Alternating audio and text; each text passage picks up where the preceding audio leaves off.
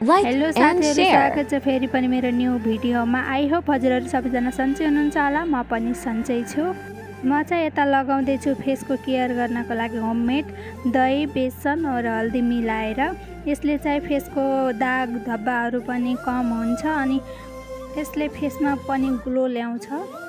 म चाहिँ प्राय जसो बाहिरको धेरै लगाउँदिन, त्यसैले म होममेडै बनाएर लगाउँछु नि त फेसमा। यता चाहिँ मैले एक हप्तादेखि तर जम्मा गरेर राखेको थिएँ। मैले त घिउ बनाउनको लागि यो चाहिँ मैले मिक्सरमा पिसेर छिटो र सजिलो हुन्छ यसरी बनाउँदा। मेरो घिउ चाहिँ यता रेडी भइसकेको छ।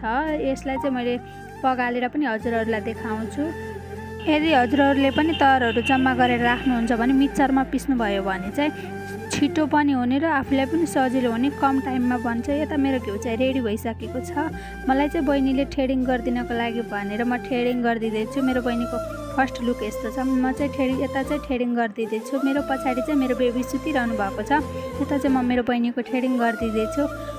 मैले चाहिँ उता पार्लर चाहिँ पहिले नै सिकिसकेको थिएँ। यता मेरो बेबी सानो भएर चाहिँ गर्न पाइरहेको थिएन। अब मेरो बेबी 1-2 वर्षको भइसकेपछि चाहिँ मलाई पार्लर खोल्न मन लागिरहेको।